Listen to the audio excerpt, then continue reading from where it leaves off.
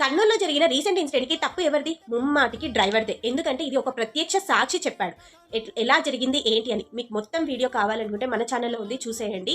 And అంతకన్నా ముందు ఇంకొక మాట చెప్తాను, డ్రైవర్దే తప్పు అని నేను ఎలా చెప్తున్నానో వినండి. ఫస్ట్ డ్రైవర్ బండి హైవేలో ఓవర్ స్పీడ్లో పోతున్నాడు. ఓవర్ స్పీడ్లో మామూలుగానే ట్రావెలర్స్ ఓవర్ స్పీడ్లో వెళ్తారు. వెళ్ళేటప్పుడు బస్సే బండిని ఢీకొట్టింది. ఓకే, బస్సే బండిని ఢీకొట్టింది. అప్పుడు డ్రైవర్ అనేవాడు డ్రైవర్ ఎక్కడ పడ్డాడో తెలియదు, కానీ బండి ఉంటుంది కదా బైక్, ఆ బైక్ బస్సు కిందికి వెళ్ళిపోయింది. ఆ బస్సుకి అటాచ్ అయిపోయింది. అదంతా కదే. ఓకే, అటాచ్ అయిపోయాక అది వెళ్ళడం అనేది బండి ఆపలేదు. బస్సు అప్పటికి కూడా ఆపకుండా వెళ్తూనే ఉన్నాడు. వెళ్తూనే ఉంటూ దారిలో ఆపాడు. ఎప్పుడు మంటలు స్టార్ట్ అయ్యాక.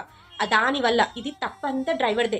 నిర్లక్ష్యం. ఫస్ట్ హైవేలో వెరీ స్పీడ్గా వెళ్ళడం అదొక తప్పు అయితే, ఇంకొకటి ఒక్కసారి బండి గుద్దేసిన తర్వాత మళ్ళీ ఆపకుండా బండిని నడపడం ఇంకా పెద్ద తప్పు. ఇదంతా ఎవరు చెప్పారంటే ఒక ప్రత్యక్ష సాక్షి చెప్పారు.